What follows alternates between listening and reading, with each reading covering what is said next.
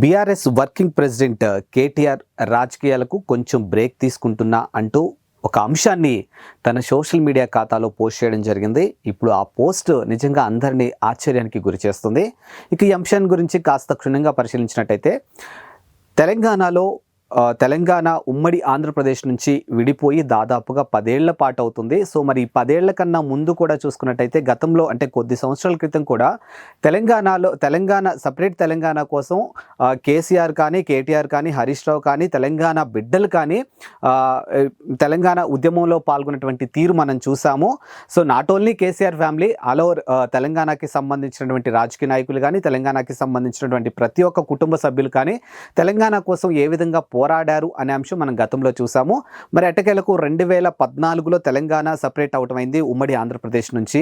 So ఆ తర్వాత జరిగినటువంటి 2014 సాధారణ ఎన్నికల్లో బీఆర్ఎస్ అధికారంలోకి రావడం జరిగింది, టీఆర్ఎస్ అధికారంలోకి రావడం జరిగింది. అక్కడి నుంచి దాదాపుగా 10 ఏళ్ల పాటు, అంటే సుదీర్ఘంగా 10 ఏళ్ల పాటు 2014లో కానీ లేకపోతే 2018లో కానీ సుదీర్ఘంగా 10 ఏళ్ల పాటు తెలంగాణలో బీఆర్ఎస్ సర్కారు అధికారంలో ఉండింది. మరి ఈ 10 ఏళ్ల పాటు తెలంగాణ ప్రజలు బీఆర్ఎస్ యొక్క పాలన చూసిన తరువాత మరి ప్రజలు మార్పు కోరుకున్నారా, లేకపోతే బీఆర్ఎస్ పార్టీకి కాస్త వ్యతిరేకత వచ్చిందా, ఈ అన్ని విషయాలు పక్కన పెట్టేస్తే సీన్ కట్ చేస్తే తెలంగాణ ప్రజలు కాంగ్రెస్కి అధికారాన్ని కట్టబెట్టారు 2023 సాధారణ ఎన్నికల్లో. ఇక ప్రస్తుతానికి తెలంగాణలో బీఆర్ఎస్ అనేది ప్రతిపక్ష పార్టీగా కొనసాగుతుంది. మరి కాంగ్రెస్ ప్రభుత్వం అధికారంలోకి రాకముందు ఎలక్షన్స్ టైంలో వాళ్ళు చెప్పినటువంటి మేనిఫెస్టో సంక్షేమ పథకాలు ఏవైతే ఉన్నాయో వాటిని ఇంప్లిమెంట్ చేస్తున్నారు లేదా అనే విషయం గురించి ప్రతి అంశం కూడా బీఆర్ఎస్కి సంబంధించినటువంటి కేటీఆర్ కానీ, లేకపోతే హరీష్ రావు కానీ, కవిత కానీ, బీఆర్ఎస్కి సంబంధించినటువంటి నేతలు కానీ, మరోవైపు నుంచి బీజేపీకి సంబంధించినటువంటి నేతలు కూడా ప్రతి అంశంలో కూడా కాంగ్రెస్ని ప్రశ్నిస్తూనే ఉన్నారు. మనం చూస్తూనే ఉన్నాం సోషల్ మీడియా వేదికగా. తాజాగా తెలంగాణ పరిస్థితులు కూడా మనం చూసాము. కాంగ్రెస్ అధికారంలోకి వచ్చిన తర్వాత ఉచిత బస్సు ప్రయాణము, దాని తర్వాత ఏదైతే వాళ్ళు మేనిఫెస్టోలో ప్రవేశపెట్టినటువంటి అంశాలు ఏవైతే ఉన్నాయో వాటిని 1 by 1 వాళ్ళు ఇంప్లిమెంట్ చేసుకుంటూ వస్తున్నామని చెప్పి వాళ్ళు చెప్తున్నారు. మరి దాదాపుగా తెలంగాణలో కొత్త సర్కారు ఏర్పడి 10 ఏళ్ళు అవుతున్నా కూడా ఇంకా మీరు అమలు చేయాల్సినటువంటి సంక్షేమ పథకాలు ఎందుకు అమలు చేయడం లేదని చెప్పేసి మరోవైపు నుంచి బీజేపీ కానీ బీఆర్ఎస్ కానీ ప్రశ్నిస్తున్నటువంటి తీరు కూడా మనం చూసాము. సో హైడ్రా అంశం కొనసాగింది. దాని తర్వాత ప్రస్తుతానికి లగచర్లకు సంబంధించిన అంశం కానీ, ఇప్పుడు ఇటీవల కాలంలో గురుకుల పాఠశాలలో ఫుడ్ పాయిజన్కి సంబంధించిన అంశం కానీ, ఇలా ఏదో ఒక అంశం మీద తెలంగాణలో ఉన్నటువంటి ఆ సమస్యల మీద బీఆర్ఎస్కి సంబంధించినటువంటి నేతలు అధికారంలో ఉన్నటువంటి కాంగ్రెస్ ప్రభుత్వాన్ని ప్రశ్నిస్తున్నటువంటి తీరు కానీ, వాళ్ళకి సంబంధించినటువంటి అంశాలను విమర్శిస్తున్నటువంటి తీరు కానీ మనం చూస్తూనే ఉన్నాం సోషల్ మీడియా వేదికగా. ఇక తాజాగా బీఆర్ఎస్ వర్కింగ్ ప్రెసిడెంట్ కేటీఆర్ రాజకీయాలకు కొంచెం నేను దూరంగా ఉందామనుకుంటున్నాను, అంటే రాజకీయాలకు దూరంగా కాదు, కొద్ది రోజులు రాజకీయాలకు దూరంగా ఉండాలనుకుంటున్నాను, నేను రీఫ్రెష్ అవ్వాలనుకుంటున్నాను అనే వేలో ఒక ట్వీట్ చేయడం జరిగిందనమాట తన ఎక్స్ ఖాతాలో.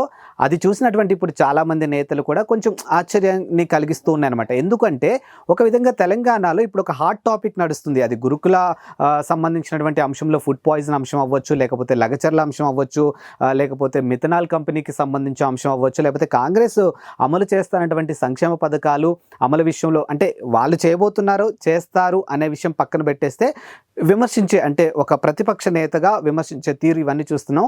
ఇలాంటి ఒక తరుణంలో బీఆర్ఎస్కి సంబంధించినటువంటి వర్కింగ్ ప్రెసిడెంట్ కేటీఆర్ ఇలాంటి ఒక నిర్ణయం ఎందుకు తీసుకున్నారు అనేది ఇప్పుడు అందరిలోనూ ఒక చిన్న ప్రశ్నగా కనిపిస్తూ ఉంది. అంటే ఆయన ఏమనుకుంటున్నారంటే నేను ఇప్పుడు కొంచెం రీఫ్రెష్ అవుదాం అనుకుంటున్నాను, ఎందుకంటే మళ్ళీ నెక్స్ట్ లోకల్ ఎలక్షన్స్ కూడా ఉన్నాయి, దానికి సంబంధించినటువంటి నోటిఫికేషన్ కూడా జనవరి 14న రానుంది. మరి ఫిబ్రవరిలో ఎలక్షన్స్ కూడా జరగబోతున్నాయి. కాబట్టి మేబీ ఈ గ్యాప్ పీరియడ్ ఏదైతే ఉందో ఈ డిసెంబర్కి సంబంధించినటువంటి గ్యాప్ పీరియడ్లో మేబీ ఫ్యామిలీతో టైం స్పెండ్ అవ్వచ్చు, లేకపోతే తాను కొంచెం రీఫ్రెష్ అవ్వాలనుకుంటున్నటువంటి వేలో ఆయన ట్వీట్ చేయడం జరిగింది. అలా ట్వీట్ చేస్తూనే ఇంకొక అంశం కూడా మెన్షన్ చేయడం జరిగింది. రాజకీయంగా నా ప్రత్యర్థులు ఎవరైతే ఉన్నారో నేను ఈ గ్యాప్ ఏదైతే ప్రస్తుతానికి నేను ఇప్పుడు గ్యాప్ తీసుకుంటున్నానో ఈ గ్యాప్ విషయంలో మాత్రం నన్ను మర్చిపోవద్దు అన్న వేలో కాస్త, అంటే అది కొంచెం ఎటకారం వేలో చెప్పారేమో అనే విధంగా అయితే కొంచెం మనకు కనిపిస్తూ ఉండింది. అండ్ ఇంకో అంశం ఏంటంటే తెలంగాణ రావడానికి తెలంగాణ ప్రజలు ఆత్మ బలిదానాలు అంటే తెలంగాణ స్టూడెంట్స్ ఏవైతే ఆత్మ బలిదానాలు చేసుకున్నారో ఈ అంశాలన్నిటినీ కూడా రేవంత్ రెడ్డి ఎలా మర్చిపోయారు? తెలంగాణ ఇచ్చింది సోనియా గాంధీ, తెలంగాణ తెలంగాణ ఇచ్చింది సోనియా గాంధీ అన్న వేలో ఆయన మాట్లాడడం అనేది నిజంగా తెలంగాణ కోసం ఆత్మ బలిదానం చేసుకున్నటువంటి వాళ్ళని అవమానపరిచినట్టుగా ఉంది అన్నట్టుగా కేటీఆర్ ఈ ట్వీట్ ద్వారా వ్యాఖ్యానించడం జరిగిందనమాట. సరే చూద్దాం, మొత్తానికి కేటీఆర్ అయితే కాస్త రీఫ్రెష్ కావాలి అనుకుంటున్నారు కాబట్టి మరి ఆ రీఫ్రెష్ అనేది రోజుల, వారాల, నెలల, మంత్స్ అనేది మనకు కూడా ఇంకా క్లారిటీ లేదు. మరి లోకల్ ఎలక్షన్స్లో ఏ విధంగా స్టెప్ తీసుకోబోతున్నారు, ఎట్ ద సేమ్ టైం ఇప్పుడు హైదరాబాద్కి సంబంధించినటువంటి మున్సిపల్ ఎలక్షన్స్కి సంబంధించిన అంశంలో కానీ ఇలా ప్రతి అంశంలో కూడా బీఆర్ఎస్ ఏ విధంగా ముందుకెళ్ళబోతుంది. మరి మరోవైపు నుంచి చూసుకున్నట్టయితే కేసీఆర్ కూడా రానున్న రోజుల్లో ప్రజలకి దగ్గర అవబోతున్నారని, దానికి సంబంధించినటువంటి రూట్ మ్యాప్ కూడా క్లియర్ అయిందంటూ కొన్ని అంశాలు కూడా బయటకు వచ్చాయి.